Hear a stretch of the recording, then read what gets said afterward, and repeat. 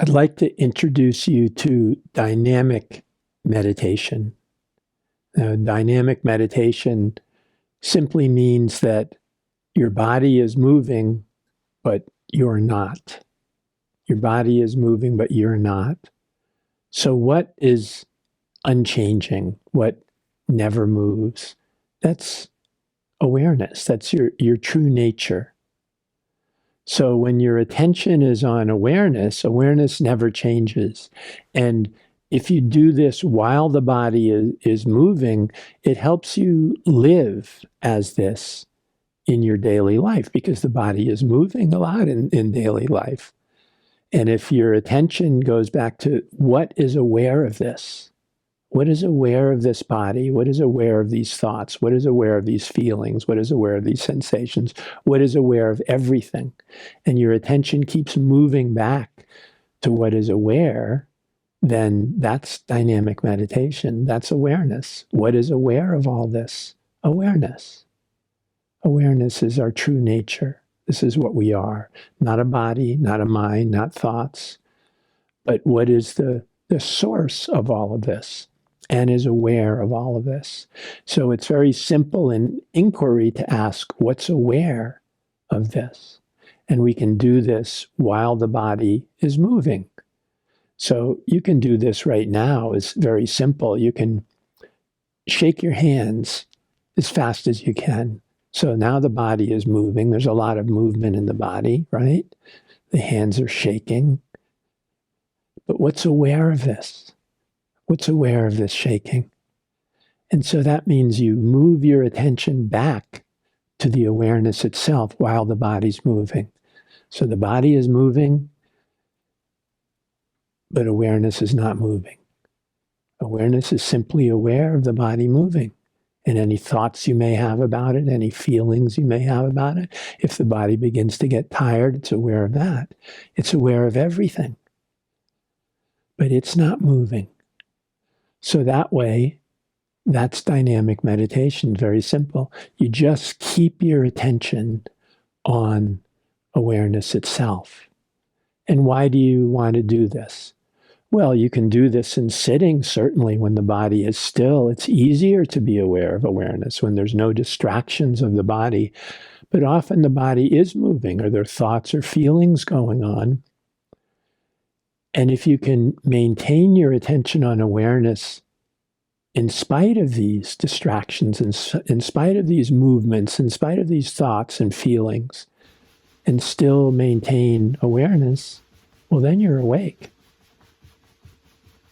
So while your body is moving, while your body is exerting itself and, going at top speed, as fast as you can go, while that's happening, you maintain your attention on awareness itself. On awareness itself. What is experiencing this body moving? What is experiencing this energy, these thoughts, this exertion, the heart beating? What's experiencing? What's aware of all this? So you bring your attention back to awareness. And then after, at the whatever point you do, when you stop the running or jumping jacks or whatever you're doing, and you sit. You sit quietly and experience your heart beating. And it's pounding away, right? Because you've just finished exerting yourself. You've just finished doing a high-intensity interval training. So the body is really, it's still going through that process. Even though it's not moving, the heart is still beating really fast.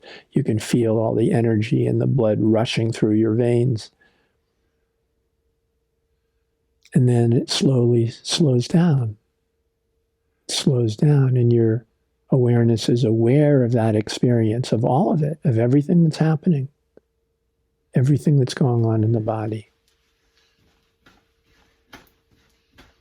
And as the heart slows down, then you're ready again to do it again. So then you'll do whatever you were doing. You might do high knees. You might do jumping jacks, whatever you're doing. you'll do that, and the same thing. Your attention is on awareness that's watching the body moving, that's experiencing the body moving, that's feeling the body moving, but unaffected by it. It's remaining absolutely still. It's not moving, but it's aware of the body moving, aware of what's happening.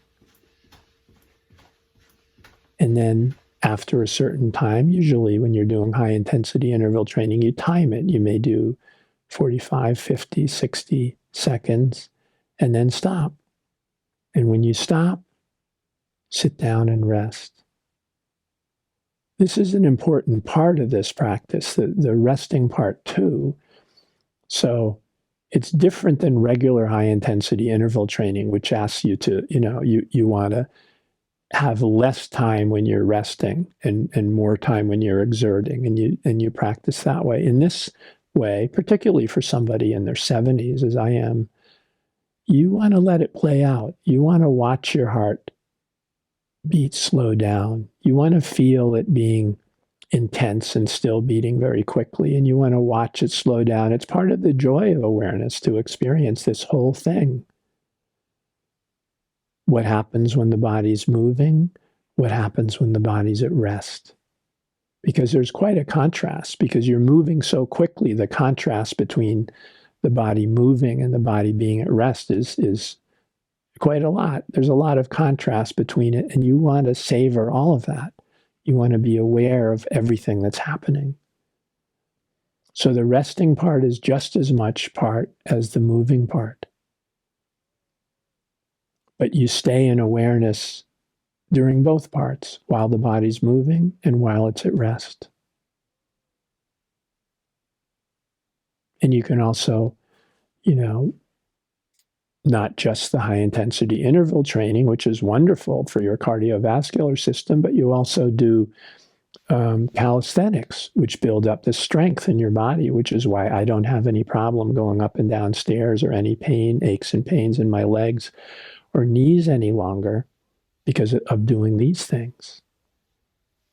So lunges, you can do lunges, and at the same time you're doing the lunges, and what's happening to your attention? It's on awareness. It's fully on awareness. And then when you stop, you're sitting at rest and experiencing that experience.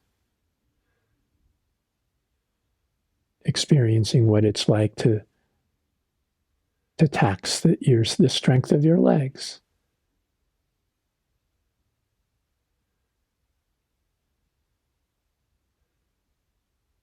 And then your heart beating, not as much in the high intensity interval trainings, but it's still beating more than usual, and you watch it calm down, and then you go and do more.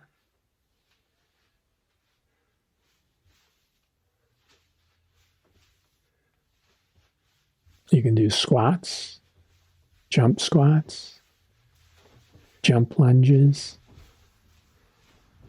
These are a combination of calisthenics, strength training, and high intensity intervals. They'll also get your heart moving. And for the upper body, you can do push-ups.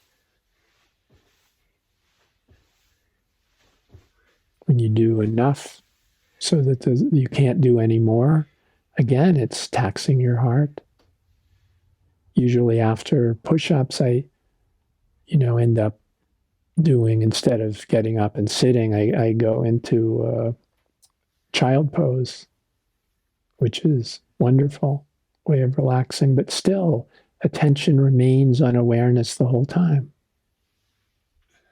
Awareness of different things happening to the body, different things that the body's experiencing. So all of it's important, but the resting afterwards is equally important to what you're doing. It's that contrast and feeling the heart slowing down, beating really fast, and then slowly, slowly coming back to a normal beat. You're watching and experiencing, aware of all of it fully. from awareness, from awareness. And then you can do the important thing for an aging body, I think, is legs first, which, it's remarkable how you can heal the body by doing these exercises. And then the core, your abdomen, lower back, so you don't have problems with that. And it takes a number of different kinds of abdominal exercises, sit-ups. I have this, I learned from a yoga teacher to do, the eagle pose, where you're wrapping your arms, around there and your legs around, you're wrapping this up, and doing sit-ups from that position is quite wonderful. It has another effect, on the body. And being aware of awareness, you can see that it happens. And the very last one, I always like squeeze it out. Just, really squeeze as much as I can, my shoulders and my abdomen and my legs, to get that. And then generally I finish with a shoulder stand, and you can actually do core abdominal exercises in a shoulder stand. That's another way of doing it. It affects different parts of the abdomen, so you want to really affect all parts of it to have a really strong core. And you can do this with a shoulder stand as well. And then a shoulder stand is a wonderful way to finish off, because you're kind of reversing gravity, or your legs are higher than your head and the blood is flowing down, and it's very relaxing. So then when you're done with doing the abdominal exercises with a shoulder stand, you just stay in shoulder stand. And then as you come down, finish in corpse pose. So we're mixing yoga in with calisthenics and with high intensity interval training, and finishing up with savasana, with a corpse pose, which is always a good way to end up. And while you're doing that, what are you doing? Your focus is on awareness. Your focus is still on awareness. But now you're in this perfect position of corpse pose. You're just lying there, relaxing. I often look up at the ceiling and experience awareness, experiencing the ceiling, experiencing what the body is seeing. But attention is still on awareness. Attention remains on awareness, which is wonderful to do. This is self-inquiry. Awareness is what we are. So we're inquiring into our true nature. We're inquiring into what we are. And when we do this with the body moving dynamically, as walking meditation is a perfect example that I learned from Thich Nhat Hanh, we're sitting meditation, then we get up and we walk. Why do we do that? Because the body is moving in daily life. And we want to maintain our meditation while the body's moving. We don't want to let anything distract us from this state of pure being, from this state of awareness, from our true nature. And so we move the body and stay in meditation. We move the body and stay in meditation. So the things that often distract us from meditation, sounds, feelings, thoughts, body movement, experiences in the world, we practice with those so that we're not distracted, so that we can stay in meditation while these things are happening. So dynamic meditation is a wonderful thing to do, because if you have a physical practice, which you should have, I hope you do, as the body ages, if you move it or lose it, is very true, very true. So much can be healed by exercise in the body. But while you're doing that, stay in meditation. So it heals the body, and it also heals you, because you Remain as you are. And you realize, especially when you're doing high intensity interval training, that nothing that happens to the body affects awareness. So this is a practice of keeping our attention on reality, on our true self, and not letting ourselves get pulled away, our attention get pulled away by the so many distractions that are in the world. So we can do all these things. We can deal with everything that's going on in the world without being distracted by it. That's the secret of dynamic meditation and the value of it. So I hope you'll do this practice. It's another practice to do so that you can, meditation is not just for the cushion, not just for the quiet meditation room or being on retreat. It's all the time, everything in life. This was the great teaching from Thich Nhat Hanh that, we have sitting meditation and walking meditation and driving meditation and teeth brushing meditation and cooking meditation and walking everything we do is meditation. It depends where our attention is. And this perfectly shows you this. So it's a practice. You can see when you're distracted and you bring your attention back to awareness itself by asking, what is aware of this? What is aware of this body movement? What is aware of this thought? What is aware of this feeling? What is aware of this heart beating? What is aware of this body?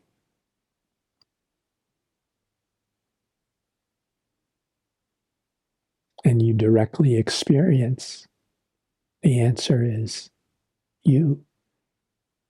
You as awareness. What doesn't change? What's limitless, eternal, and infinite?